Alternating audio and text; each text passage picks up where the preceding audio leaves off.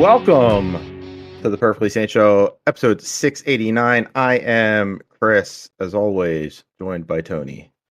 I've decided to make a game. It's going to be like a zoo simulator. But if you play it, you're forbidden from talking about animals. You're out. Okay. It took me a second. I got it. We will return to that at some point, because one of us has played that game. Earl is here as well. Hold on, give me a second. Yes, okay, I'm getting confirmation that if you listen closely, you can still hear Gamescom's opening night live still going on.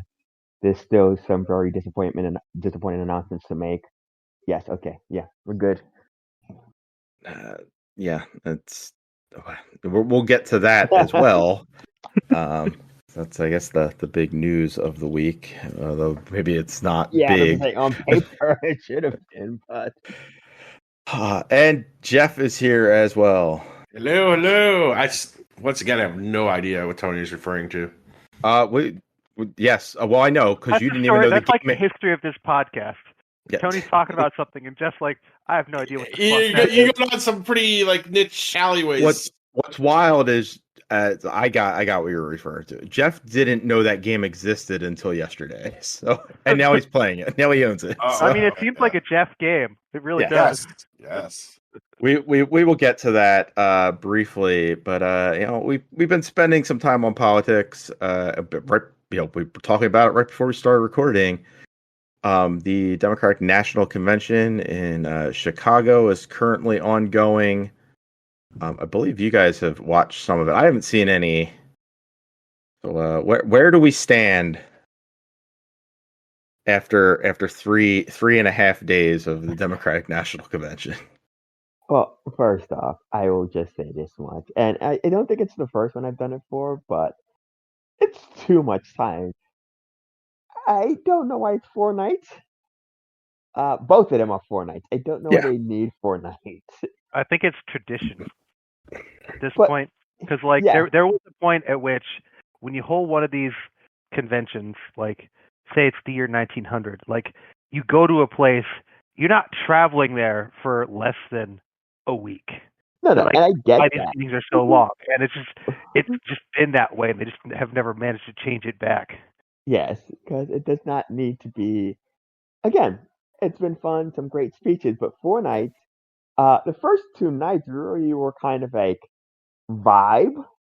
I mean, the first night was like a farewell to Joe Biden's presidency, essentially, because the nomination in 2020 was virtual because of COVID.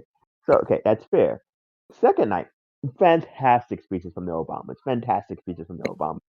But neither one of them are running for office of any size. So it's just kind of like, it was great to hear them speak, and yes, they're doing a fantastic job. But it's like, exercise this night, and nothing's changed for the procedure.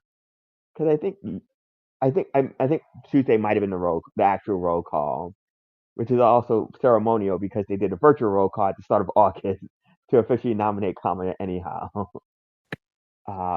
But really great. They've made it very lively. I think they've done a really good job of like mixing it.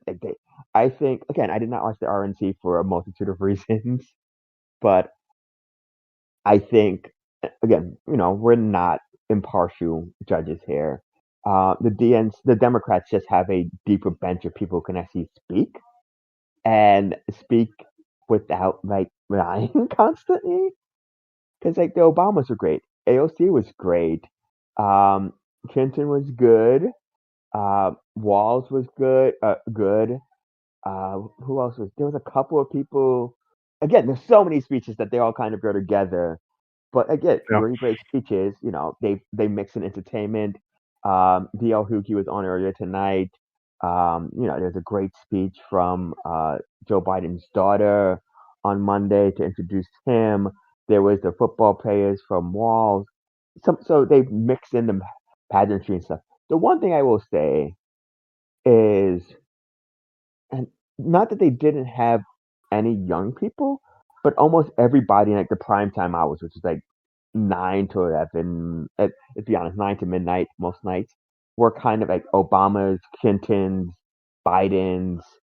Like there was not many fresh faces to kind of like, okay, these are going to be the people that leads the party forward in 10, 15, 20 years.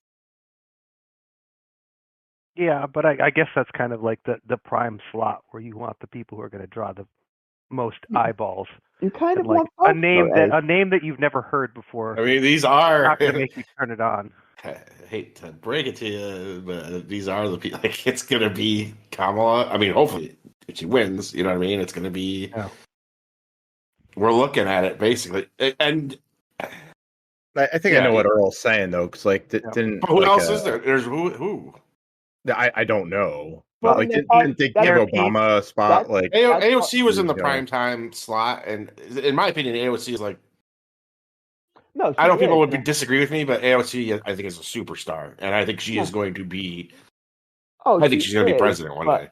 I think but I think it's one of those things where she is, and I don't disagree with you, but I think she's like one of the few.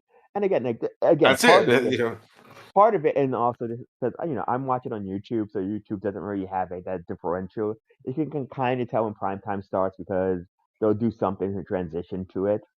But yeah, also the next generation is like emerging. It's like we're getting there. Gretchen, Shapiro, you know what I mean? Like, yeah.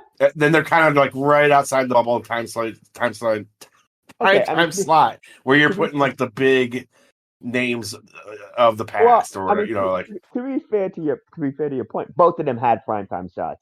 Gretchen just went on like half an hour ago. Well, I mean, Shapiro, this is my main criticism of the convention is that like you just said, to be honest, go to midnight, 1 a.m. What, like, dude, cut some of the like. My big thing with this is really annoying how the big speaker of the night is often coming on after primetime. So I don't even know if the networks are still covering because they are still covering. ABC show. If you look at their slot, it's like 8 to 10. We're covering this now. If you're saying they still keep going, they do. Great. Yeah. But some people are not staying up for that. Yeah, no. So they get a 2-second clip on the news the next day. You know. Yeah. Yes, people aren't staying up for that. That is fair. That is completely fair. And I think a lot of people, if you're not going to watch all of them, you're going to go and watch the headliners. You're going to watch the Obamas. You're going to watch, Biden. You're going to watch Bill and Hillary. You're not going to watch like, who spoke, and there's also some segments in between. You're not going to go back and watch. There's an amazing performance by John Legend and a guitarist yesterday that was fantastic. But you're not going to go back and watch that. But they just have Leon Panetta, like a defense secretary, on. I'm like, dude, we're behind. Maybe tell this guy he's not getting to go and speak for fucking 5-10 minutes. Like, some of these people are not compelling. You know what I mean? I honestly would have cut just now before we started. They had Mark Kelly come up. I would have cut him, dude. He's boring to listen to. See you. Sorry, dude. Thanks for your support. Like, I don't disagree with you, and it's very. What's the nicest way to say? It's very fascinating to see there are people who have it, and there are people who don't have it. Yeah. And you realize that it's not easy to have it. You can't force it. And yes, his was interesting in the fact that, and two different things, two different entities, but it's fascinating because they bought out, because he's married there with Gabby Gifford, so they bought her out for the gun. Yeah, and then they should have cut him after. They should have been like, all right, you guys had your moment. Even her, I'm sorry, she's not that compelling to listen to. Like, I get it, she was there as part of the gun thing, right? Well, I think some of it is also it's not necessarily. I understand where you're coming from, and I agree. Like, we want to do something entertaining. They're looking for support, and if you're like, we're going to cut you, Mark, then he might just be like, all right, well, I'm not going to help you then, because they're all playing a fucking political game. I know, yeah, and it's like, but like these guys get out there and fucking, and this guy should not even care anymore because he's fucking retired. Bill, he got approved for like a 15-minute speech, and this motherfucker will submit a 15-minute speech. They approve it, and then he like what he submitted. It was just the parts that he didn't memorize. He has other parts that he memorized, and he just goes on. And then, like, oh well, we can't like just take a fucking hook and pull fucking Bill Clinton off stage. He gets to keep fucking going. Right. It's not the Oscars where we're just going to keep playing the music louder until you can't hear them anymore. It's just like, dude, whatever your pet project is or whatever the fuck you want to talk about, like, you want to make this short, entertaining, and why do you want to be excited about this ticket?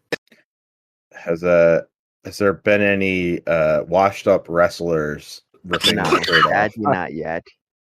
Sadly, not yet. There's still time, though. There's still a little bit of time. So, I mean, Ric Flair could go out there and elbow drop somebody. But the biggest comparison, and I think we folks seen this clips on social media, is like everybody's been showing a comparison between like the RNC roll call and the DNC roll call, and how much of a different vibes it is. If it was based off of vibes, it is very much a one-sided affair. I didn't watch the roll call, but the DNC one was like, didn't they have like a DJ and they were playing like music from fucking every like state. different states and shit? Like, I think they had like some surprise celebrity. Like that Pennsylvania got 2 songs. California had the most songs. I was gonna say answer Georgia. Brought out Little John. Yeah, Little John. That was awesome. Yeah. So from what I understand, nobody else knew Little John was gonna be there. So I assume in 2028 or 2032, that's going to be a thing now, where everybody pulls out like their celebrity surprises. But yes, but like, because again, it's a very ceremonial process. At this point, you kind of know. The only time I think it would have been interesting in recent memories might have been 2016, where there was like that Bernie or bust contingency. Other than that, it's like, our state. It's oh god, I don't know why. I think it was during the whatever you call it for Kevin McCarthy, where like they'd have to do a roll call with all of the House, and every time people would like have their little speech. And it was kind of like that, where it's like, okay, we could speed this up to just point like half if you just said your state, you don't get counted who you're giving it to. Not like we have to give a 2-minute speech to everybody. But again, it was a ton of fun, and some good speeches. We'll see what comes of it, because again, it's a very isolated. It's very, but like now you have to transition that to actually action over the next 75 days, as they are prone to say. Yeah, you have to go through September and October and up till Election Day and actually deliver. Like the pageantry, the ceremony of all this fun, and as you said, hopeful, but now the hard work has to actually happen and convert that hope and enthusiasm into actual votes. Yes, as our good friend Michelle said, do something. Do something. To go back to what we were talking though, right before we started recording, is I'm biased because I'm such an Obama fan from when he first showed up.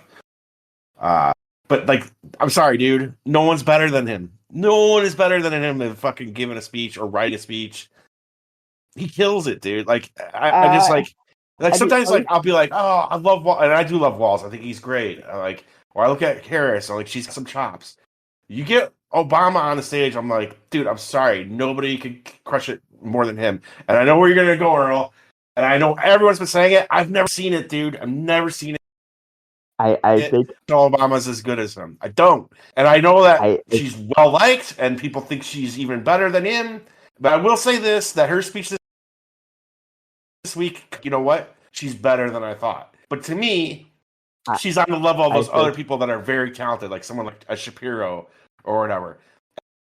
I think Barack made a joke at the beginning of his speech about following her. Like, he's the only one dumb enough to do that. Yeah, I thought she was better than him this week. Yeah, I thought she gave him much better. Again, it's like the difference between a 9.9 and a 9.7.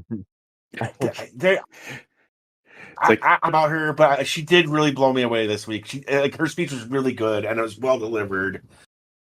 But then there's Barack. Like, I'm sorry, he's the king. Like, he's just better than anybody at it, dude. Like, I enjoy his writing more, and I enjoy his delivery more. Like, I mean, I gotta be real about right, it. like I don't think she's as good. There's and like, yeah, it's all going to be personal preference, right? Like you just prefer his delivery, his style over hers. That's fine. No, if there's anything wrong with that, and like you're saying, she did a great job anyway. So Chris, I don't know. You said you didn't watch any of this. Did you catch that he did a dick joke? Oh, did he? He did a dick joke about. Did you hear the story behind the dick joke? Yes, that's what I'm. That's so great. It's because apparently he put it in every draft that he made of his speech, and his editors kept cutting it out. They're like, and you keep putting it back in, and he kept putting it back in, and then I don't think it was in the final draft. He just did it anyway. No, I think it was still in there, but the thing is, on the page, it doesn't play as a dick joke. So like nobody knew his delivery makes it. Yes. So the joke is Donald Trump is obsessed with. He has this weird obsession with his crowd sizes, and Obama makes like smaller, like his fingers are apart, and he brings them closer and closer together. And he looks down at them, and he looks up at the crowd, and basically saying this guy's got a small fucking dick. And so was the thing. It's like they kept trying to cut it from the speech, and he kept adding it back in. And no one understood. I'm like he must like this line about Donald Trump being obsessed with his crowd sizes, and it's because secretly it was the dick joke that was Obama.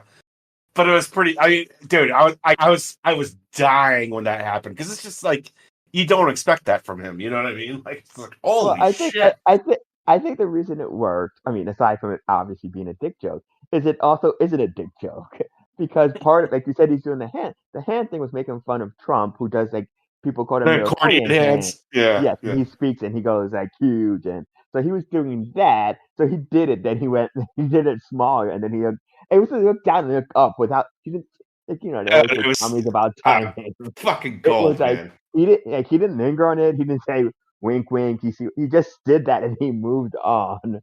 But if you knew, everybody got it. Everybody got it. The crowd fucking went nuts, dude. Yeah, sorry. Like, I think it's been an overall good convention, except for the fact of the the time running over. Yeah. But I'm sorry. Michelle are just the best. They just did the best. All right. Well, I'm glad everything is going well there. We got to hear about the dick joke. Yeah. That I didn't realize that that's what had happened. I did, like, I get Reddit updates from some Reddit threads that I'm Reddit groups that I'm a member of, and one of them's just like a regular news group, and it was talking about how Trump was just like I guess he was on a rampage after the Obamas spoke. And I guess that makes sense why he would be super upset. He was. They're being very mean. Shut up. Okay, can I just go ahead? Yeah, what was that, Earl? I was gonna say what? Oh, okay, maybe. But okay, this is one of my biggest pet peeves from this convention, and it's not about the convention itself. Is that everybody needs a cause. There's an article today or yesterday that Tony. I didn't read the article. I saw the headline. Probably terrible of me, but it was. I forget what it was. It was an establishment, but they were like, in days past I would have laughed at Obama's dick joke, but here's why. And it's essentially being like, oh, we make fun of small dick people, and it should. And I'm like, what are we like? You really are going to bat for Trump because people make fun of small dick people? So that is the one thing I've caught. We're underrepresented. that is one thing I've caught from not watching, because I haven't done any of that, but like just the periphery of it is the fact checking. Like it's like the mainstream media is like going to bat for Trump, like, oh well, we all know that he's trying to take away women's rights for healthcare, but like he said he's not going to do that now.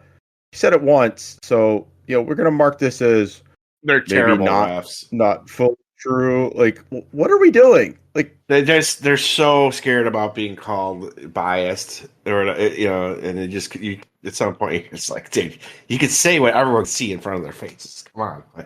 and did they ran like a I guess a clip show or something of like Trump saying stuff on stage, and like I guess one of the Washington Post or New York Times or somebody, like, they fact checked, like, oh well, he said that, but then he walked it back immediately after. Like, yeah, but he still said it.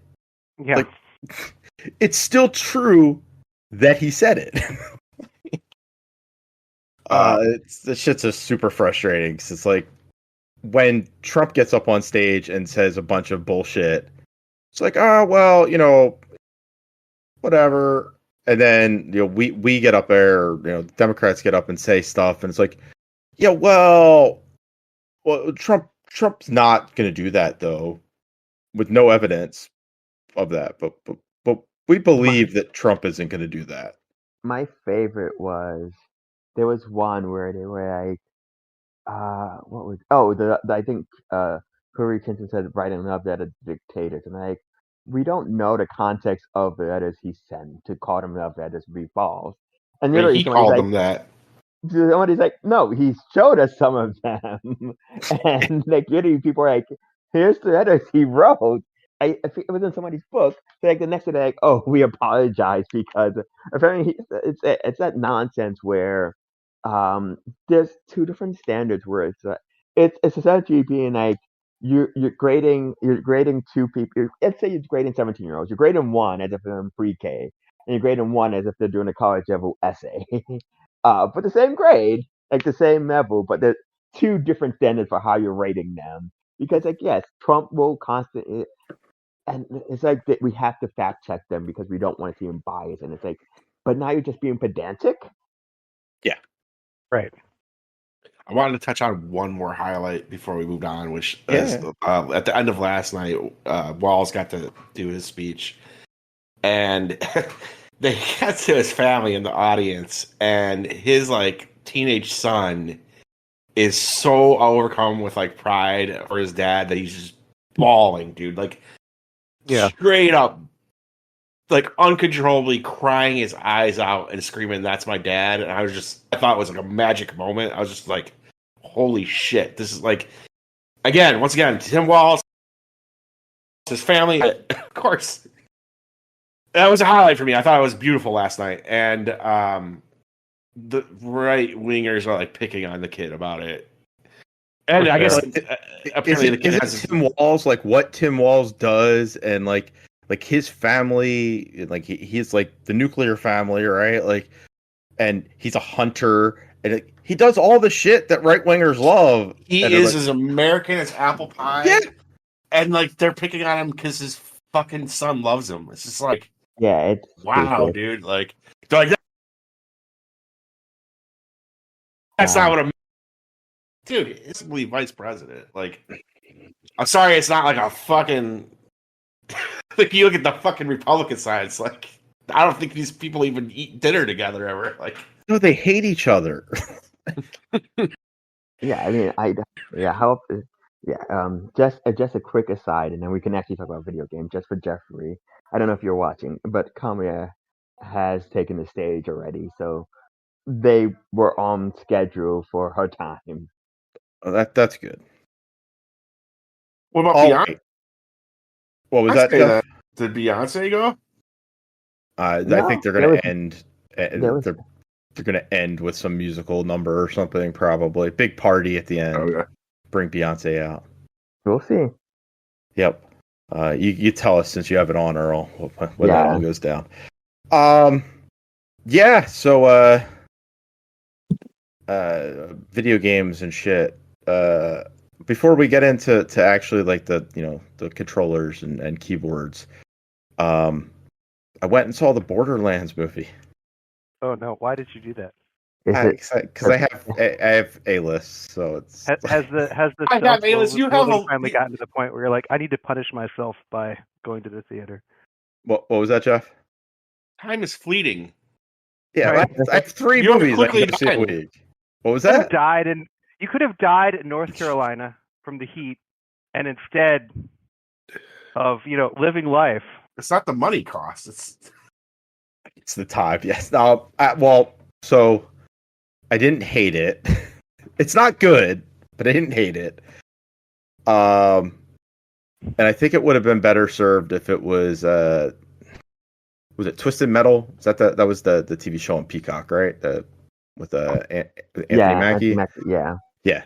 I think it would have been better served if it was something like that, because it doesn't work as a movie.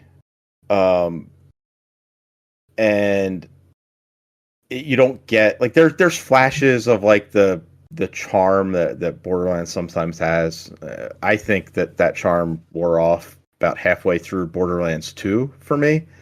And really the fun of it past that is just playing with your friends and picking up weird guns. But I think they do a good job of like building a live action world that looks like Borderlands. Everybody it all talks fast, they all have like that quippy humor like Borderlands.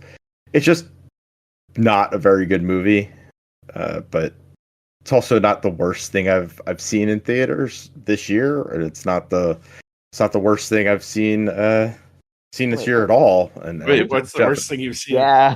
Those movies we just watched, Jeff. Recurring Nightmares. So, in theaters? No, in theaters. Which one? I can tell you. Give me 1 second. Don't say in a violent nature, or I'll be upset. No. I mean, I did not like that, but that is the worst one I've seen in theaters. So it's right above Borderlands is right above In Violent Nature. I did not like In Violent Nature. That's the worst movie you've seen in theaters. In theaters, yes. Oh my god, bro! Unfrosted is the worst movie I've seen all year. Earl, have you seen this movie yet? What movie? In a Violent Nature. No. Do you not know what it is? No, I don't think so. So it's reverse Friday the 13th. Like the movie takes place from the perspective of the killer. Yeah. And I found it incredibly boring. Earl, you gotta see it, dude. Okay. I'm very curious. You gotta see it. It's coming. I don't know. Nobody has Shudder, but if you have Shudder, it is coming to Shudder in a few weeks. I have Shudder. I mean, I have Shudder in that I have my friend's Shudder. It is all right. So in September, it is coming on Friday to Shudder. It is basically, like Chris said, it is basically a Friday the 13th movie. Like a picture early Friday the 13th movie, but the camera's like always following Jason, or I think they call him now here, Johnny, something like that. Yeah, Johnny, Jimmy, Johnny. It's Johnny. It's one of my that what it is. It's Johnny, yes. One of my favorite meta slashers in recent memory is Behind the Mask: The Rise of. It's nothing like that. It's nothing like that. No. I like that. I like Leslie Vernon way more than Violent Nature. I actually didn't like that movie. This is very much like it is like straight up Jason movie, but like you don't get to know the characters or anything. You hear him as there campers in the background as he slowly gets closer and closer and goes to kill him. So there's like it's kind of an art house element to it, but like Chris's reaction to it and other people's reaction going to be in for a much more boring experience than it actually was. I thought it was actually like I was super into it. It was like if Jason movie was made by someone who had some like artistic like leanings and ability. I would be interested to hear what you think, Earl. Yeah, me and Chris are split on this one.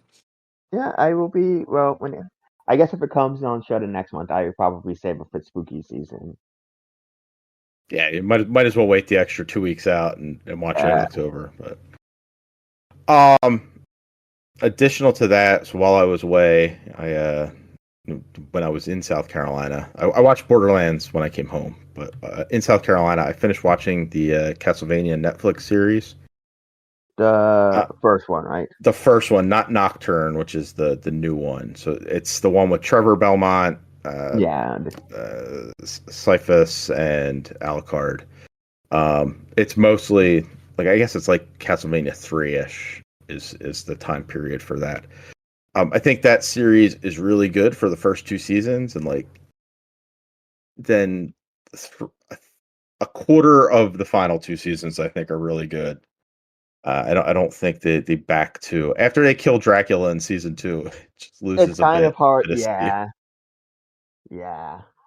It's not bad. Like, it's just I think it's but like it's only not about 5 of the 20 episodes are really, really good, and then everything else is like, okay, this is fine. Just doesn't really have much purpose until the end.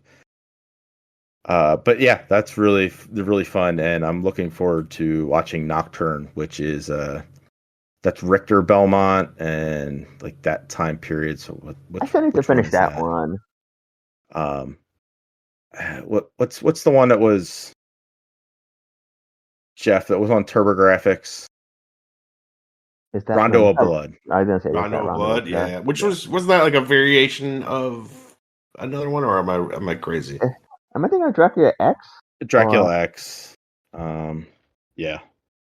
Rondo of Blood, yeah, and I think that was Dracula X over here, because Rondo of Blood is in Japanese only, but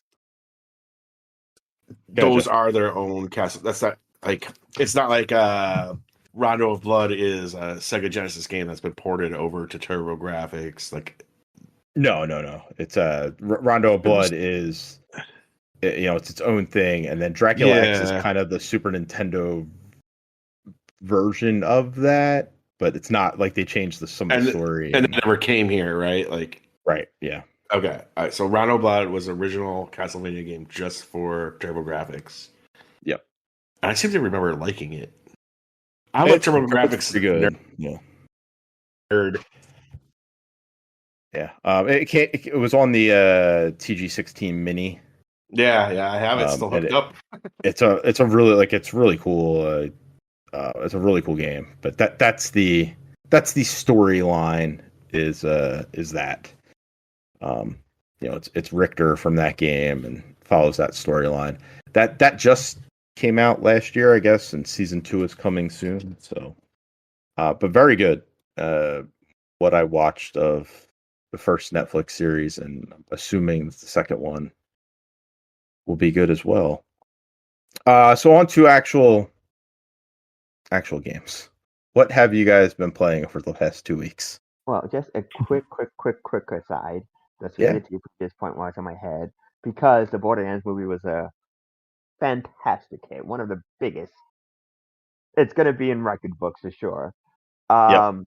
It is actually coming out on digital next week, so I think that would be 3 weeks from it dropped. Yeah, last week was the second week. Yep. So next Friday, I believe. Wow, that's so quick. Yeah. It's funny is I was thinking about playing one of the Borderlands games. They are fun. I like them. Yeah. Yes, they and I think, I mean, I guess we can parlay this into the other thing. I think the idea was like the Borderlands movie was going to come out and be this massive hit that they would come out and announce Borderlands 4 and like, yes, more Borderlands. Instead, you had this huge dud of a movie, and you get this game announcement that is just an announcement of a game. Well, I think Randy Pitchford said something on Twitter like, I know, it basically like acknowledging that no one fucking liked the movie, but like don't worry, it's coming. That's not the movie. Yeah, and they announced it, but they just announced Borderlands 4 2025. There wasn't even. I think it was like not even like a CG trailer. It was just like an announcement trailer of the Borderlands 4 next year. Yeah, and again, I think it was very much them being like, the anticipation to me so high. It's like, no, you needed something here, not just a name, because your brand is not what you think it is. Well, that's the big, like, I mean, it's not a good movie, regardless, but is there really a draw for Borderlands? Like, to go watch a movie No. Was there ever a draw? Right. I think that's it, Jeff. Right. Like, it's bad. It's not a good movie regardless, but I don't think there was a big draw to go see It's like a Borderlands film. juvenile Yes. Fallout. Like, yeah. And I think they accomplished that in the film, but like the Borderlands nuts that are like, oh, they changed lore. Like, do people actually? Nobody gives a shit about the lore of Borderlands, man. I am playing Borderlands for the crazy numbers going up on my stupid, crazy, fucking randomly generated guns. That's it. That was the other thing, and I'm not gonna ask Chris just so. But I did ask somebody when they saw it. I'm like, oh, like, are there any crazy guns? They're like, not really. Are there any no, are there any not. special powers? And they're like, yes. It's kind of like that whole there's one special person who unlocks their power near the end trope. Yes. I'm like, oh, so what is Borderlands about this? About the vault. It's the Vault Hunters. They make Vault Hunter jokes about 7,000 times. But they don't ever actually explain what the fuck the vault is. I mean, to be fair, that also works out in the first game. Yes, exactly. Like this, I don't know. To me, it felt like Borderlands. Like the story is nonsensical. It doesn't really make any goddamn sense. When they get there, there's hey, the squid thing makes an appearance. I don't know. I don't know what people wanted out of a Borderlands movie. I think this might have been the best that you could have gotten out of a movie that's an hour and 45 minutes long. Like, you are too kind. I mean, I probably am. I haven't seen it, but you are too kind. It was the worst thing I saw out of the 3 movies I saw last weekend. So. Already anyway, yeah, let's talk about I saw Alien and it's another one I saw too, which I'm now drawing a blank on. But I'm sure Cuckoo, memorable. which you didn't like, Earl. No, I did not like Cuckoo. Oh my gosh, just really quickly, spoilers, I guess. Cuckoo was weird because at the end of it, you realize like the main character isn't the main character, and I mean, I don't mean that in the sense that like, oh, like it's somebody else. It's like the movie happens around her. Like, she's not the target of anything. She's just our eyes into it. Yes, things are happening with her there, and if she were not there, like everything would have still played out. Yes. Maybe not in the exact same way, maybe in a worse way for some people, but it still would have played out. Okay. What have you guys played? The hot new game, apparently. I guess everyone's playing it. Everyone in China, Jeff. Everyone in China, yes. Which is why this game has like the best Steam numbers ever.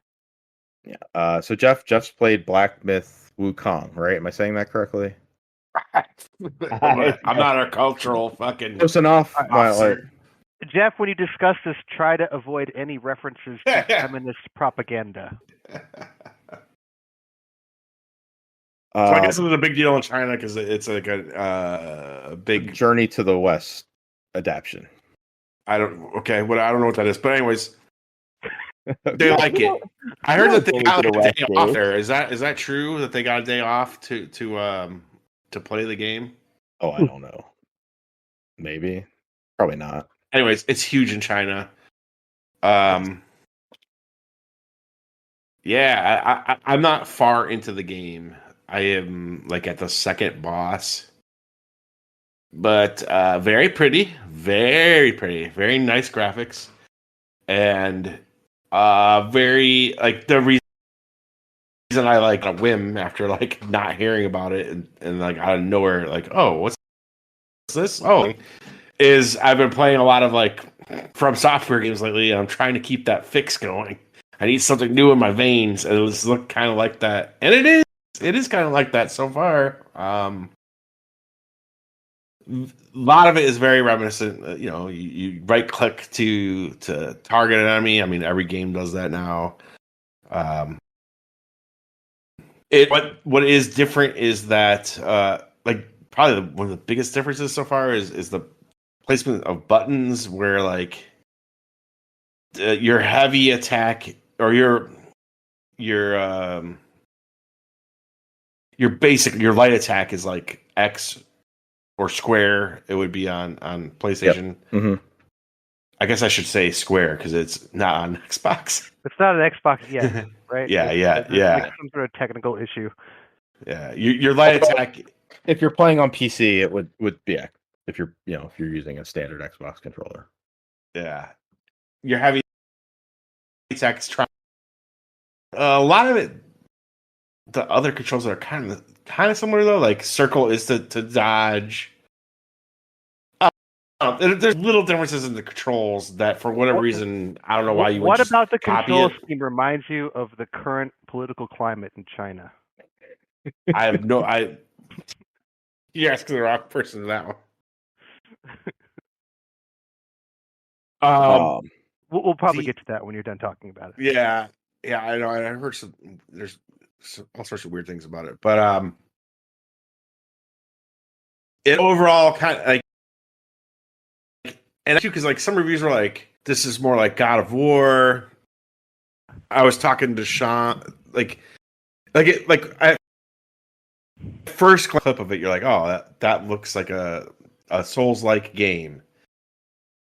But the one review, probably IGN's review or whatever, was like, oh, it's more action-y, like God of From Software is not action.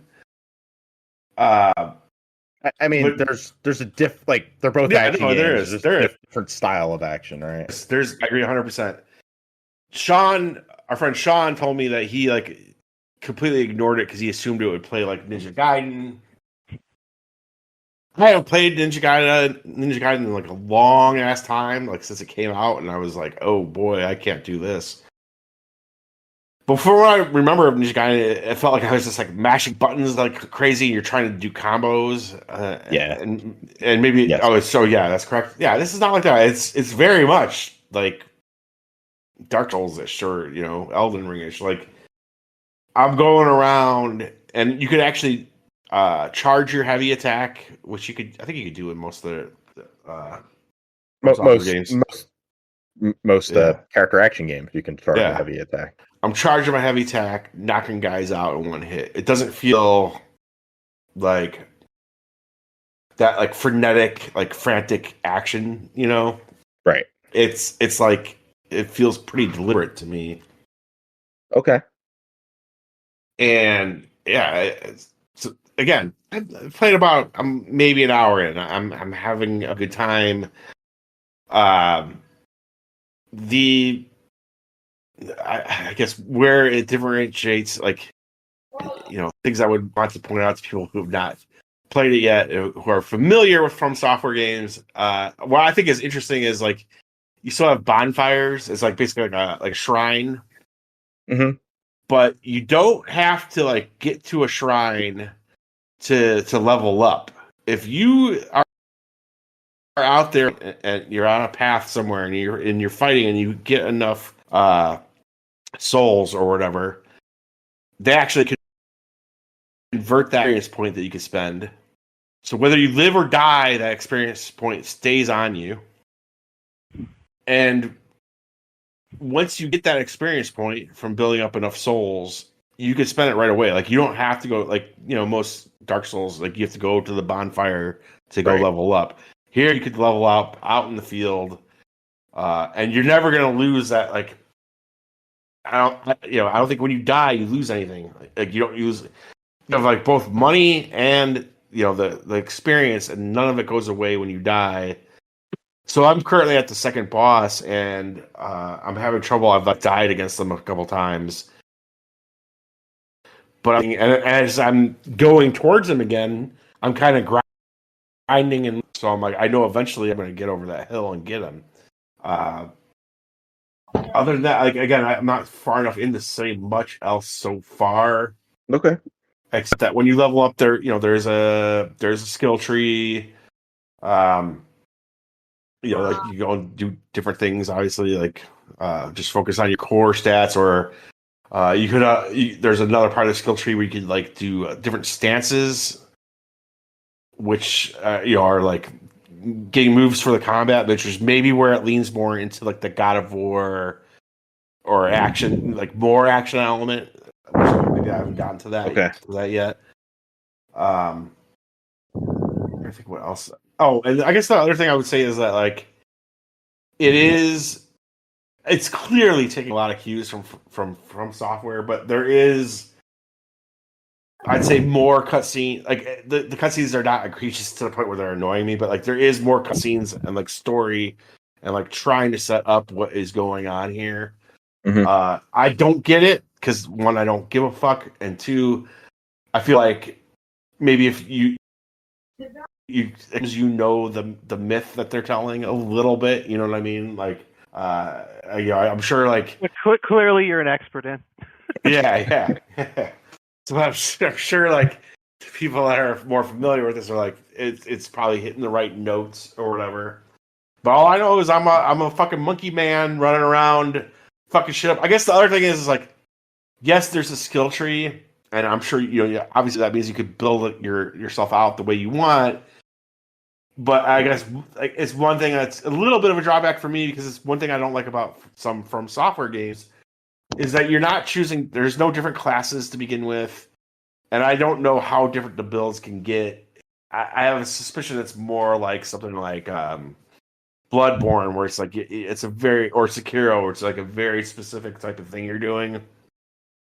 Because so the build isn't as important; it's more like how you your skills and stuff. Yeah, it's just like you don't get to choose one class. You're the monkey man. You got the staff that is like a melee weapon, and you do get like I got one magic spell so far, which is pretty cool. It allows you to like freeze your enemy for 5 seconds, which is I think it's it's really awesome because like imagine a Dark Souls game where you're struggling with a boss and you're having trouble with like their moveset, like they're crazy. Hey, I could just freeze this guy for fucking 5 seconds and wail on him. So yeah, I don't know. I don't want to go on too long about it because again, I don't know what I'm going to be telling you in a week after I play more of it. But like my very first impression is like I have zero regrets about buying this game. I think it's really cool. Good. I don't know that I'd recommend it to people that don't like Souls games, though. I don't know that I would recommend it to you guys. Do you think it's good enough that it will have like infectious popularity? Maybe similar to the way that COVID-19 is infectious. Why are you so anti-China? Tony, do you want to explain the stipulations they put on for streamers? Apparently, they for this game, the publisher sent out a bunch of codes to the major studios and didn't put any stipulations on them. Play the game, review it, whatever. And then there was like a second tier of folks who received the code of this game with some stipulations. The first stipulation was play the game and have fun. The rest of it was restrictions on what they were allowed to talk about during their stream or review. And it was things like, you can't discuss COVID-19. Don't include any feminist propaganda. Don't discuss the current political climate in China. Like, it was all like stupid. This is one of those things where if you didn't say it, like we probably wouldn't have done it. Like now you make me want to talk about the political climate in China. Right. What the fuck? Right. It's one of those. It's also one of those things when you send out a list like that, it's going to be leaked. It will absolutely be leaked by one of the folks who received this thing. And now everyone is discussing it, and now they're walking the list back, and now they look like idiots. Apparently, there was some sort of sexual harassment scandal at the studio that was producing the game. They were trying to they didn't want people to talk about feminist stuff because that would lead to this discussion. And I just have no idea what was going through their minds when they sent this out. Because of course, if you send this out to any journalistic outlet with any sort of ethics, they're going to send this to somebody else, and it's going to get shared, and it's going to get out there, and they're going to look like idiots. Which is what happened. Which is why I keep making jokes. Yeah, it's a little bit of a mess on their end. So, but I'm glad that Glad you are enjoying it. You clearly, because you didn't know about the game until yesterday, but Jeff just walked away for a moment. But there are people online currently celebrating its success as a victory for their nonsense, anti-wokeness. Yeah. I think if you look at the Steam reviews for the game, it's pretty hilarious because there are clearly lots of reviews in there from folks who haven't actually played the game yet. Mm-hmm. Who are, talking it up. This game is awesome. This game is fantastic. Like, talking about things that would happen like hours and hours into the game, and you look at their playtime and it's like 0.3 hours. You haven't played enough to know anything about this game yet. Clearly, there's been an effort to rig what people are seeing. I don't. Maybe they're used to that sort of thing in China. In fact, they are used to that sort of thing in China. Yeah. I'm happy that Jeff is playing this because then we could get like an actual opinion on what the game is like. And yeah. It does sound like a game for me, but like it's a game for Jeff. No, like it looks beautiful, but the fact that it is like a little more Souls-like than if it was more like God of War, maybe I would play it, right? But it being a more Souls-like game, like I just there's too much other stuff to play. Did you see the Kotaku review of the game? No. They went through and like they made sure that like the first like 3 paragraphs of the review violated every single rule that they had put on. That's great. It's funny. Top tier stuff there. Tony, did you play anything over the last 2 weeks?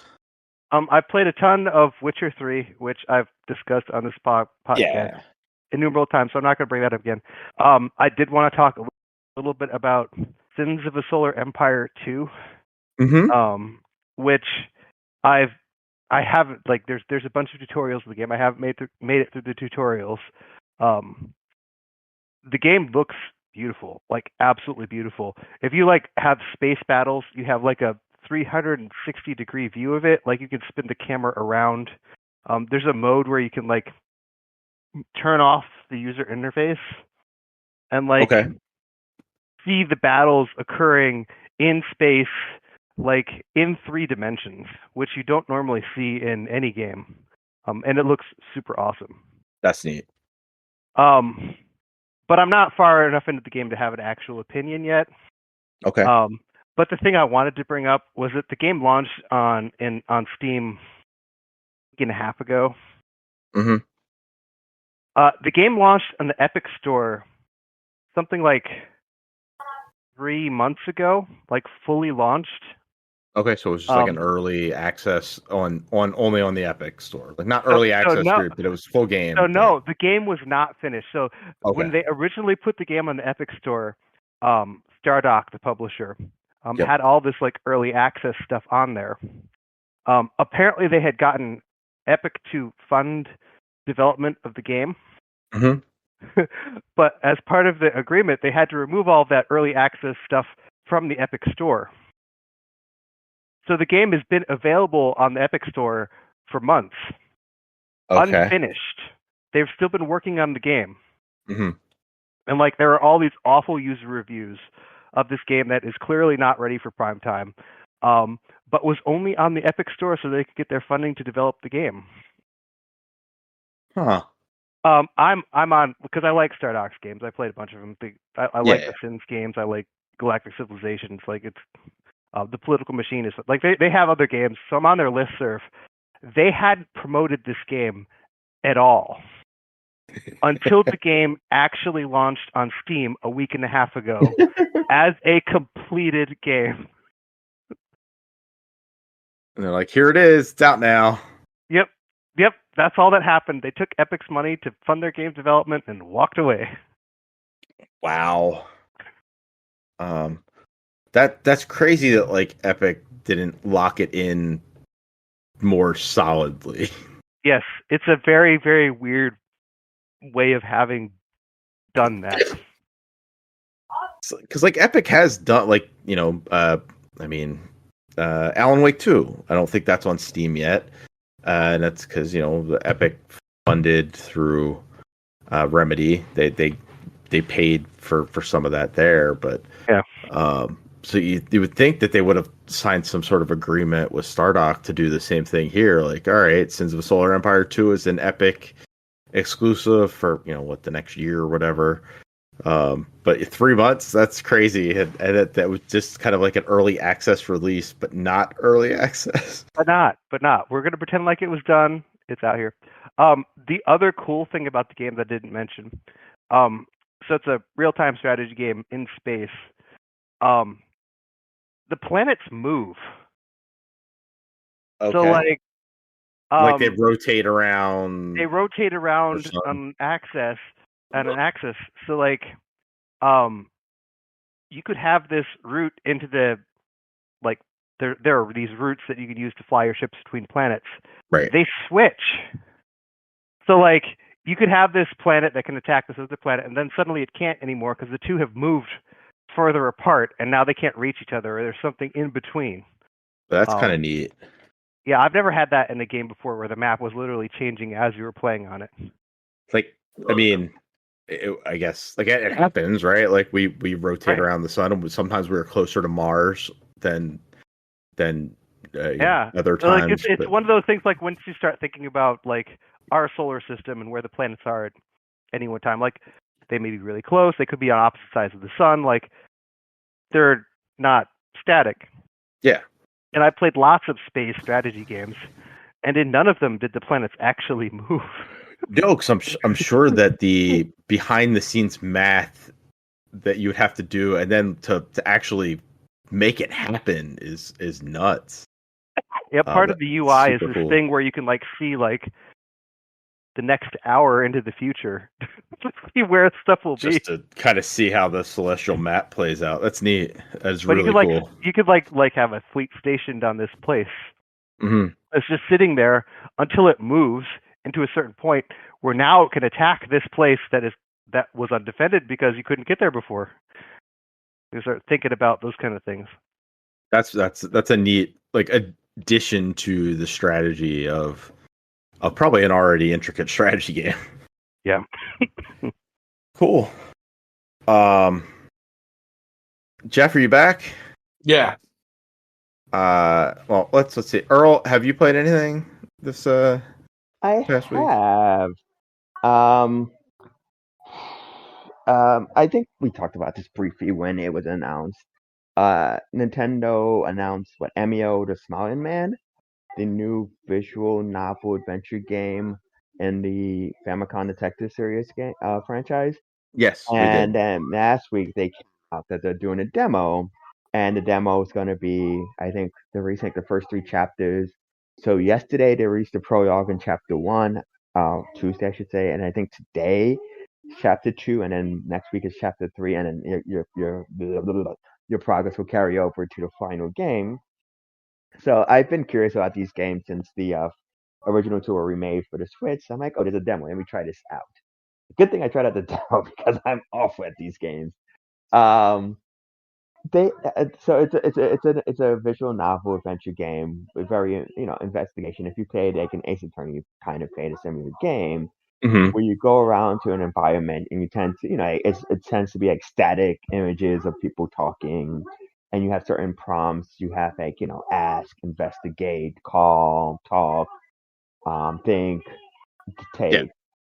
So stuff like that. So you do that, and you again, it's the prologue sets up the first murder. A young man is murdered at night. You get called in as a junior detective. Why a 17-year-old is doing this, who knows?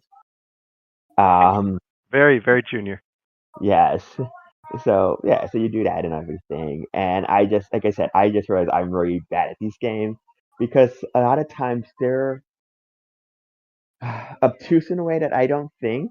Because it's like, oh, just keep on like asking them the same thing over and over again. And it's not like you're asking them the same thing over and over again, but you're going to the menu and doing the same thing over and over again. Because each time you do it, it's like, oh, this triggered like they remembered something, so you have to go back and like follow up on that. Like you're not asking them, like you're the game's throwing in the details for you. But like, yeah, so there was one part yesterday where I was supposed to talk to the detective, and like the character's like, she looks familiar somehow, and I'm like, okay. I might think he's like, oh, she looks familiar. I don't know why. You talk to her, she's like, oh, where do I know you from? And the game won't let you progress until you. So what you had to do, as far as I could tell, is like because you can examine the area. So I was examining the area. I looked at her, it would just say she's a cop. I had to occur in the face, and like once you occur in the face, it's like, oh, of course, it triggers a memory where it's like I've never met you. But I guess in hindsight, like it's one of those things where context is like, yes, they are familiar. I should aim at the face. So it's like that thing where I'm like, it's not obtuse. It's just not how I think logically. So it's interesting, but I don't know how much more of it I will continue playing because it challenges my brain in a way that I don't think.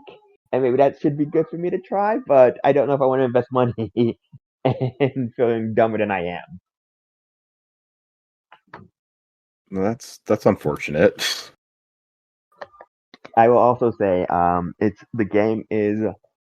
I mean, I guess I'm missing an option. The game's also in Japanese with just English subtitles, which makes sense. I mean, I assume it's not a huge budget game, and it's actually very dark for Nintendo since it deals with. I mean, like I said, literally somebody gets murdered, and like the crux of it, Emio, the smiling man, is a legend in this game's world where like it's a man with a paper bag, a person I should say, with a paper bag over their head with a smiling face, who comes up to sopping girls and essentially strangles them to death. Okay. Yeah, I'm like, oh, this is that is like, very dark for a Nintendo game. Yeah, yeah. My main thought was like, oh, this would be an interesting horror movie. So. Okay. Anything else? The usual new Fortnite season started. I think I've mentioned it before because I played it with a friend before, but I started A Way Out again with another friend. Mm-hmm. I do enjoy that game. I do enjoy the co-op element of it. But I think I forgot when I played A Way Out the first time. I forgot if it was before or after I played It Takes Two. But you can clearly see like they earn from A Way Out. It's the same developers. Where like there's a lot more gameplay It Takes Two. Like a lot of it is kind of you on invisible rails where you're just kind of going where the game's telling you to go. There's not much. Like we got to a shootout segment. I'm like, the actual shooting of this game, the actual gameplay of this game is actually kind of bad. But like the story and like the camaraderie and like the working together is actually really fun. And I think It Takes Two is like, okay, we need to make more of the gameplay decent, but the story is like I is whatever. Yeah. That's one that I keep meaning to play at some point. Yes. I mean, it's on Game Pass. Yeah. A friend of mine was like, "Oh, we should play this," and then it's just getting together to play it is the downfall of that one. Yes. Yeah, it seems like it doesn't seem like it would be fun on your own. Because I assume there's a single player mode, I think, or I don't know. I don't think there is. Sorry, there's a local co-op mode. That's what I'm saying. Okay, so you can play it like couch co-op, but all right. Jeff, you played some Immortals of Aveum. I don't know how far you got into it. Tony played a bit of this. How far did you get in, Tony? I think I got through like the first 3 levels or so. Yeah. Yeah, and I was like, "Oh, this game's fine. It's fine." Okay, it's kind of exactly. I'm exactly the same. I was like, I can spend my time on playing games that are actually really good, or I can play this, and I stopped. Yeah. Yes. Exactly, dude. Like, it is. I'm intrigued by it. Okay, and I watched a review of it. I'm like, that is cool. Like, basically, it's a first-person shooter, but you're like playing as a mage. Yeah, it's like Call of Duty, but instead of a shotgun, you have a spell that like works like a shotgun. Yeah, and that is exactly right too, Chris. So there's like basically 3 main types of weapons, and one I would say is like your basic assault rifle or maybe even a submachine gun, and then one is more like a not a sniper rifle, but like a closer to that, like a regular rifle where it's like one shot at a time, like a scout rifle or something like a bolt action. Mm-hmm. Yeah, exactly that. And then there's like the shotgun, you know. Yep. And there's other spells and stuff on top of, like, there's like a spell to, like, if you shoot at something, it slows time, and so like you actually have platforming sections where you could like shoot this spell at like it's like a spinning block to make it go slow enough that you could jump onto it and jump to the next, shit like that. Like, and it's the type of game that I really wish there was more of, and I want to support. Like, one, just a single player shooter, I think is cool, and I think I really like the idea of this, that you're playing as like a mage. Like, it's neat, dude. Like, it's all magic based. That's awesome, dude. It's like you take like a certain build in Skyrim, but make it play almost more like a Call of Duty game or something. Is really cool. But Tony like hit the nail on the head. It's like you play it, and you're like, yeah, it's pretty good. Like, that's cool. It's intriguing, and it's like they clearly did a decent job on this. I'm also playing Dark Souls 3, so I'll see you later. Yeah. Like, yeah, I kind of feel bad for this class of game, which I feel bad about it. Yeah, it's like a B tier game. Is perfectly fine. It's perfectly fine. Yeah, but there are enough really good games out there where, like, I'm not going to spend my time playing this game, even though it's fine. There's nothing wrong with it. Just it's not as good as other games. if I was like really starved for like a game, just because like I've been such a From Software kick, I'm playing all those. So like, you're not starved for stuff.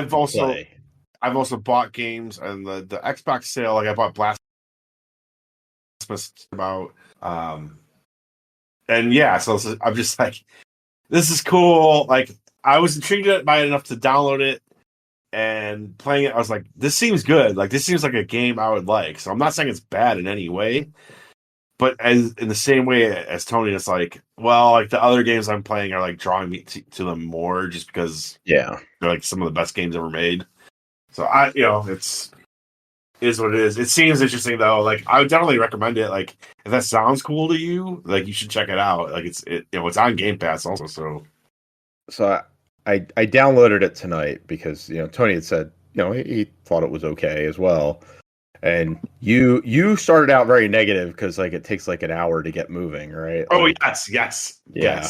But then you turned around on it. You were like, no, this seems pretty cool. So I was like, all right, I'll download it. And I looked at it's like 15 to 20 hours to beat it, and that's really a long time for a first person shooter. Like, really? I don't think that's too long. If you want to see, it's a single player. What do you want? A single player shooter that's 5 hours? I don't know about that. Oh, a single player shooter that's 5 hours. You're spending $60. Well, I guess you're not spending it here. I'm not spending $60 on it. I was saying, a single player shooter, I expect to be at least 10 hours. I mean, if there's no multiplayer on top of it, I want it to be like an experience. Like, I get that. But I feel like sometimes you just end up padding the game in a way that doesn't make it fun. No, I don't think a 10-hour shooter is too long. I'm not saying it's too long, but you might not have 10 hours of content. Yeah. I don't feel that's how this felt. It was literally just like, if I was like only playing this game and had nothing else, or if I had paid for it, I might have been like singing its praises even more. I have nothing really bad to say except for what Chris brought up. The beginning of this game, I'm sorry, this type of beginning should be like outlawed or banned somehow. Like, I do not like this. Like, you literally like follow a character around as they talk to you for a half hour, and then like they're teaching you like how to jump and basic shit like this, and it's just like, why do I gotta follow this person around forever? And there's like so many fucking cutscenes. Like, you're talking about, and then after I was probably playing for almost an hour. Then it starts the tutorial level, and I'm just like, come on, dude. This is not cool. Like, not a fan of this. Also, I think my whole rant is just gone. It's over now. Yeah. So wait, this is a stupid question. Is it still recording, Chris Gone, or no? It is. Craig It is says it is, but if he's track using of his computer, I don't know what to. Well, Earl, I ad-lib. think Craig is recording this for us, but Yeah, but I mean, does he then say? Because I thought Craig was always a backup. no, Craig is like the primary recording. A primary. Chris normally has a backup running as well, but Craig is who he normally uses to. But if his PC froze, Well, Craig is separate from his PC. Yes, Craig is omnipotent. Craig can gaze into our very souls and know how we are feeling. I don't know if Craig's ever been explained before, because I'm sure people are listening to this random part. They're like, who the hell is Craig? Craig is obviously the fifth member of our team. He's just very shy, and right. he doesn't speak as much or ever really. No, he does speak. He says, "What now? Recording." Now recording. Right. So there you go. But he's an excellent listener. He really is. Fantastic. I appreciate that about you, Craig. I don't know. I wish he listened to me better. Well, sometimes I think it's your connection, because like you pop in and out. Yeah, I don't know what it is though, because it's like my internet is totally fine in every other capacity on every other device. I don't know what it is. And I remember like there was a time I thought it was like the cheap headset I was using or whatever, but now I got a new nice one. It's like it's good mic and it still doesn't work. It's just the same. All broken. Yeah, I don't know. I'm gonna like at some point have to try. Maybe if we try a hardwire. What do you call it? Wired connection. So I mean, I what don't do you know. record from? I guess is my question. Like, what device are you using? This fucking laptop that my wife bought me a couple years ago. HP. I don't know what the fuck. Nothing like. Yeah, $300 laptop. Like, oh, I mean that could probably be the issue. I guess, but like, I don't know. I feel like basic internet connection is like something. I got like problem with my internet connection as far as I can tell. Otherwise, I can run a speed test right now. Sweet. So just Earl, what have you been playing? Well, I was gonna say, I think just a quick aside. Two things really, I guess. I don't know if this is recorded or not, but yeah, apparently there was no surprise. Her speech is over. There was no big surprise. There was no big guest. I mean, to be fair, they were not the ones. What's wrong with Pink? Did you just insult Pink? But we knew Pink was there. Yeah. Pink was a guest. That was and it. again, I don't know. I don't think they said it. I think people were just like hyping it up. So maybe they got no. They definitely like leaked it out. If what people have been guessing like all day long. Like, is it Taylor Swift? Is it Beyonce? Yeah. Like, I've seen so many theories. My guess is like they were playing people to get them to watch. Yeah, probably. Like, hey, what if we say this? I mean, I feel like you're not going to get people to watch this. It is like, I was going to say it's the Super Bowl.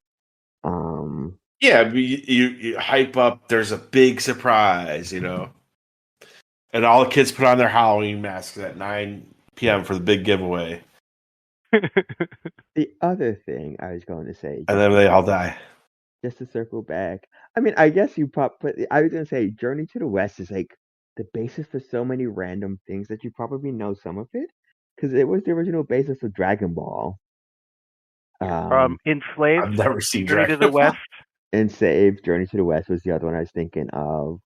Part of what was it recently? I mean, there's literally things called like the Monkey King. I thought it was, but yeah, Yeah, I feel like I've heard of the Monkey King. I feel like I've heard of that. But again, it's nothing at all I'm familiar with. I would have never known.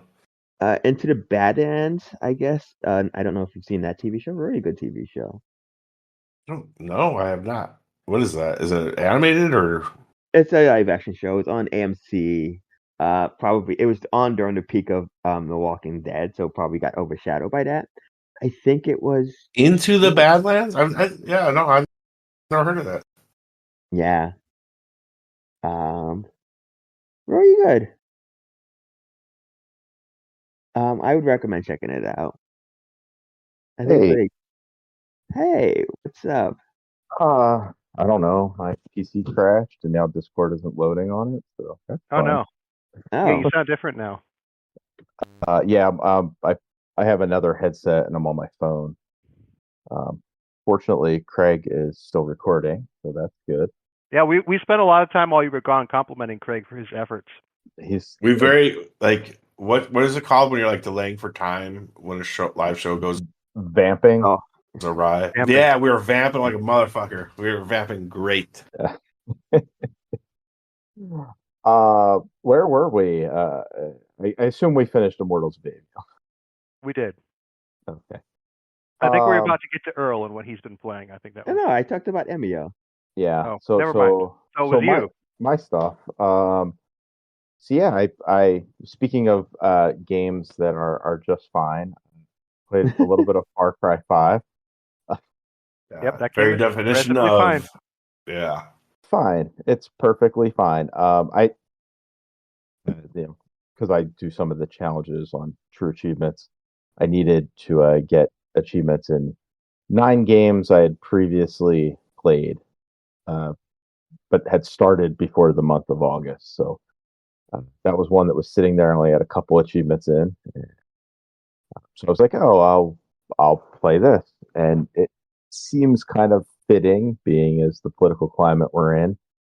That game does nothing with its very white nationalist coded enemies. Yeah, the trailer did more than the game. Yeah, there's nothing there.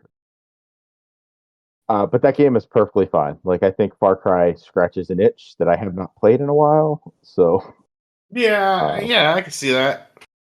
I would always go for, like, if I want to play Far Cry now, you know what I play is that 80s something dragon.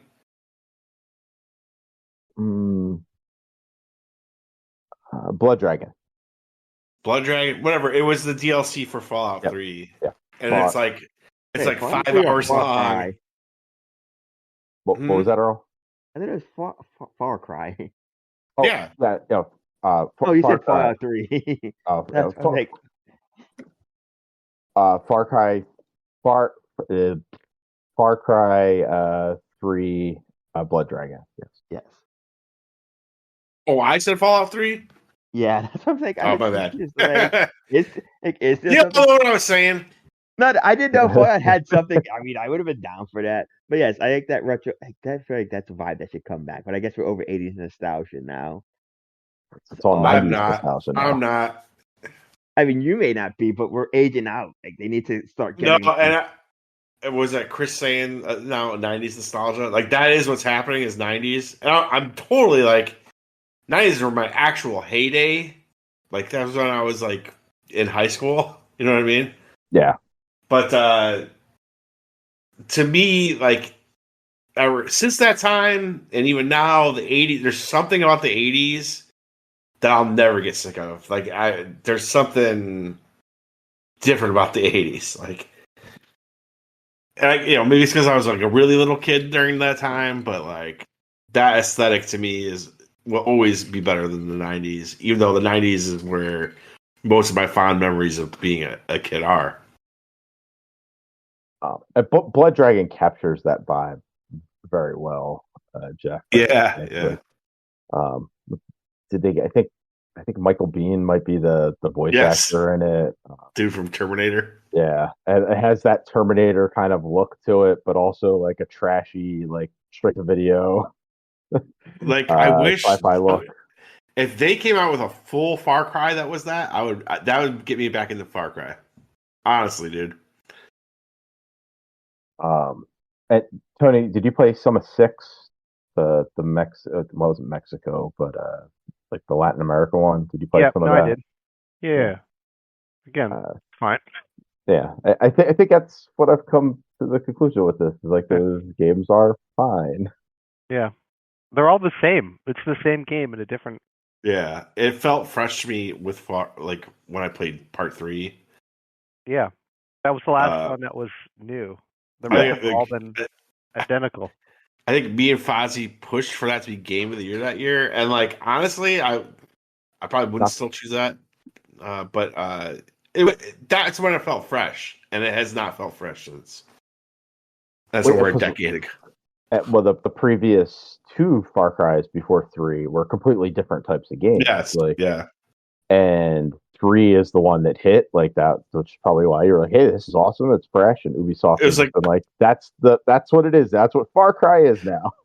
It was like the establishing of the Ubisoft open world game, which I gotta say, there were other games at the time too. They were probably getting to that too, but like that really kind of cemented what it was. But like again, that time it felt super fresh. Here now, playing like 3-4 sequels later, it's like, dude, I don't know. It's fine if you're like in the mood. If you're in the mood to play Far Cry, then you might as well play whatever the new one is, right? But right. But I had 5. I mean, I owned it, and I played a little bit of it. Maybe I'm a third of the way through, because I think it's like, you have to like. There's like lieutenants of the big cult leader guy. So I'm like almost through like the first lieutenant area. It seems fine. It's cool. Like there's, I have a dog now. I think you can get a bear to be your partner at some point, which seems goofy. But yeah, it as a game, it's perfectly fine. And then I played some Bethesda stuff, although one's not Bethesda.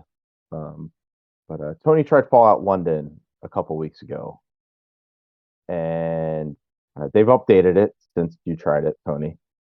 And it's way more stable now. And I was able to get it running on my Steam Deck. So if I can get it running on a handheld, you should be able to get it running on anything at this point. And that game's cool. How far? What? It was crashing after your train crash, right? Like you were trying to get off the train. You finish like that intro section. You get on the train, and it takes you into London proper. Yeah, crash right there. So I was able to get off the train, and I've done like you get a quest pretty much right after you walk off. But I've done that quest line, and now I'm doing the other quest line that came with that opening one. It's really neat. It looks great. I mean, it looks like Fallout, but they've made it into London, and the writing at first was like, oh, this seems pretty good. I don't think the writing is all that great. Like the more I get into it, oh no, it's not awful, but it's not to the same level that like an actual Bethesda game is. Like you start going, oh yeah, this was done by a group of amateurs, and they've done a decent job. Like everything looks great. It all sounds good. The voice acting, I think, works really well. I just don't think the writing is phenomenal, and but it's Fallout in London. It's kind of cool. So, and it's free. So, free is a good price.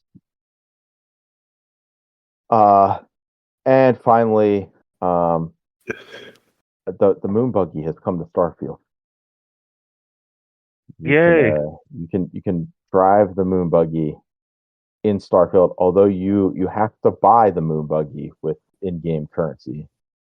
I thought it was a little pricey, but I guess ultimately it's not.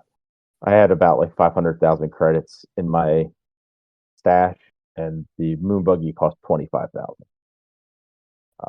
So I don't know if you can get the moon buggy like immediately because you probably don't have that amount of money, but you should be able to get it pretty quickly, I guess. It controls like the Halo Warthog, like you use the sticks to drive. Oh, I was when I booted it up, I was like, all right, how's this work? And I press like the right trigger because that's how you drive in video games, unless you're Halo, and it doesn't do anything. So then I started moving the sticks, and they meant them like Halo. Yeah, that's a weird decision, but it's surprising. Like I'm used to this in one game and one game only. Right. Unfortunately, when you're using it on these planets in Starfield, there's not much in the way that's going to get in your way. So it works fine there. And being with the buggy, I was like, oh, I'll play a little bit more Starfield because I hadn't finished it, and I started the Crimson Fleet quest line, which is the pirates. And that one's pretty neat. Like I think that like playing that and then playing Fallout 1, then it's like you can see the difference in how the quest writing is. Like the quest writing in an actual Bethesda game is so very well done. And they've set up the quest line and the levels in such a way that it's like very intricate, and they have multiple paths to do things. And in Fallout London, it's like, it's an amateurish thing, and they don't have a way of solving some of the quests with multiple different ways. Like it's go here, do this thing, and then come back. And in Starfield, like you have a lot of options. You can do a lot of different things. And I was given like a directive, like, hey, you need to like sneak on here, and we don't want you to kill anybody because we don't want more heat on us or whatever. And you can kill everybody, but there you can also just sneak through or bribe your way through by talking to certain people. There's multiple different ways of advancing. I think the quest line in Starfield is like really, really good. Unfortunately, I think I fucked myself because I have not been upgrading my ship. Oh no. And the final mission of the Crimson Fleet is you have an option of the way the quest line sets up is you're working for the UC Vanguard or whatever as a spy, and they set you up into the Crimson Fleet. And at the end, you have the option of like continuing your contract with the UC Vanguard and like being the double agent that you are, and then working to do the bust on the Crimson Fleet, or you can betray the UC Vanguard and stick with the fleet. I decided to do the right thing and like work with the Vanguard, and they're like, all right, you're gonna be like our point man for this space battle, and you're going up against ships that are like level 20, level 35, and I'm like level 21, 22, and my ship is still the Frontier, so it's the ship I got at the beginning. Oh no. I haven't upgraded. Like I mean, like it has guns, it has missiles, but I haven't upgraded much else than that. And I'm in the middle of this like space battle against like way more armored ships that have missiles, and I'm just getting blown out of the sky like a couple minutes into the battle. I don't know what to do. Go out and buy a new ship. Yeah. Like I don't like. Can I just jump from the system, go get a new ship, and come back? Like, like, am I gonna fuck this storyline up, or am I gonna? Do I have to like lose progress and like cycle back a little bit? I mean, I feel like in most of these games, they wait for you to come back. Yeah, like maybe I can just like go back to Yeah. like, New Atlantis or Jemison or whatever and get a new like a starfighter that can work with this and then come back. Maybe I'll try that next. Like I don't know what to do. I've spent an hour and probably like 25 tries at this, and I'm like 2-3 minutes in each time. I'm just getting blown out of the sky, and it was starting to get really frustrating. And I'm like, I don't know how I'm going to advance here, because once you die, it just reboots to when the battle had started, when the last autosave was. So anyway, Starfield, cool game. People should play that, and the expansion's coming relatively soon. I think end of September. I think seem about accurate. Yeah, that sounds right. Like September 25th or something like that. Yeah, I think so. They announced that at Gamescom, so which didn't have a whole lot. I was going to say one of the more exciting announcements of that show, which says more about the show than it does about the announcement. Yeah. Not much going on in terms of stuff came out of Gamescom. Is there anything that caught your guys' eye outside of like the Starfield expansion getting a date, Indiana Jones getting a date, and PlayStation 5? Yeah. Oh, come on. Civilization 7 got a date. It's true. Kingdom Come Deliverance 2 got a date. There were games that got dates. We all got a date. Kingdom Come Deliverance 2. When February 11th. Okay. They're both those two games are both February 11th. What were you gonna say, Earl? Oh no, I was gonna say there was a new Mafia game announced. Yeah, it's with Mafia: The Old Country or something like that. A prequel? Yep. Yeah, it's a prequel. It takes place in like early 1900s Sicily. So that seems like it could be cool. I guess. What was the last one? Like Mafia 3 was like New Orleans in the 60s. 60s New Orleans. Very great setting. I don't remember I remember thinking the game was good. Yeah. But I don't remember loving the game. I just remember thinking, oh, this is a cool setting for this type of game. Yeah. I liked it. I thought it was neat, but it just played like a 1960s GTA game. Yeah. Which I guess is how those Mafia games are, right? They're just period piece GTA games. Yeah, pretty much. I do wonder how it will play in this Sicily thing. Like, I don't know what the you'll be driving around little scooters on cobblestone streets or whatever the fuck there. That could be neat. Anything else you guys caught from the forever long opening night live event? I don't think it was. I don't think it's great, but I feel like it's something to discuss because it's a novel idea. The Secret Level TV show from Amazon. The anthology where each episode would be a different video game. Franchise, I should say. So, I mean, there was Mega Man. There was honestly Mega Man's everyone here.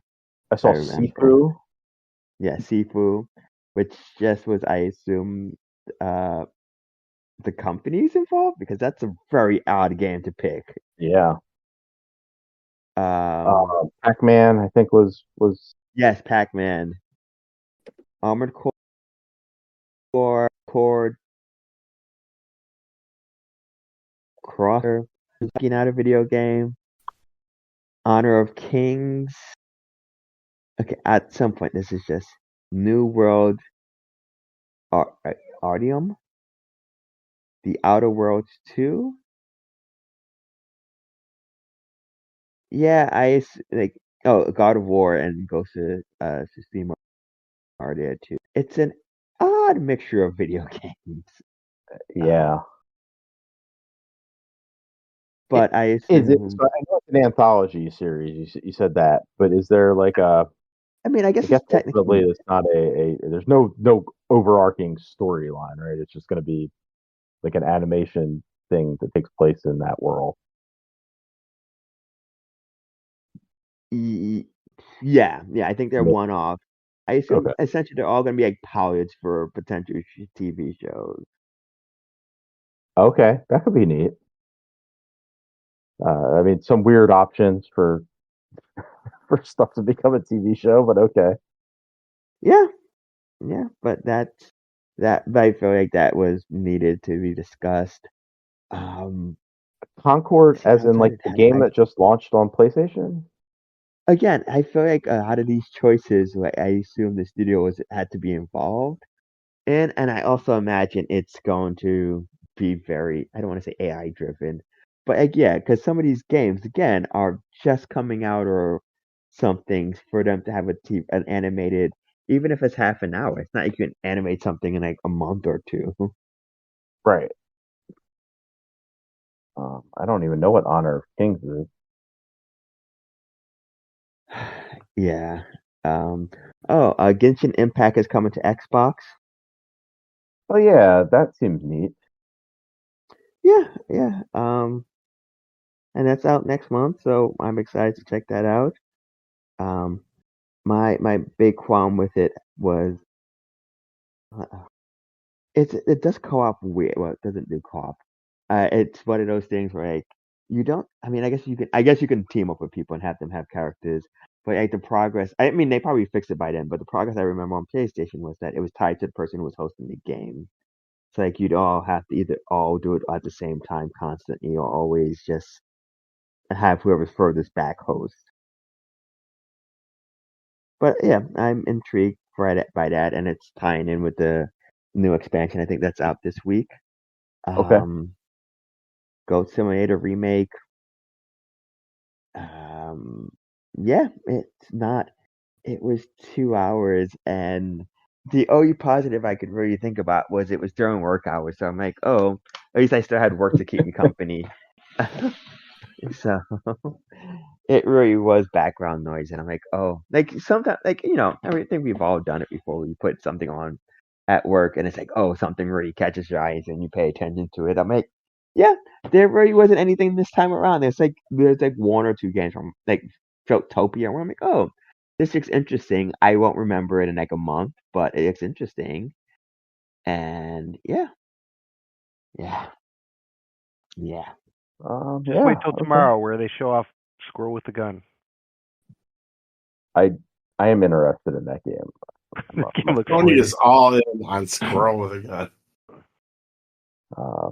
I will play that. That game looks stupid. And one other thing, I don't know if this was part of the opening night live or not, but the next Dark Pictures game was announced. Directive 8020. Yeah, I don't know if that was part of it. But it's weird. It doesn't have co-op, which I was kind of sad about. And it seems like there might be more like those the Dark Picture games have been those cinematic adventure games like The Quarry or Until Dawn. And from what I'm seeing of Directive 8020, it may be a little more actiony than those other games as well. So unfortunate there's no co-op because I know that's how you've been playing. Yeah. Games, right? But I'm interested to see how that plays out. I enjoy their stuff. So. And I've enjoyed most of the Dark Picture games. I don't have anything else here for Gamescom. It was a weird, low key kind of not Gamescom related, and honestly, not even video game related. But there was also let me just make sure. Nintendo. Well, not Nintendo technically. Lego announced the Mario Kart Lego set, and they're also doing additional Animal Crossing Villagers sets this year.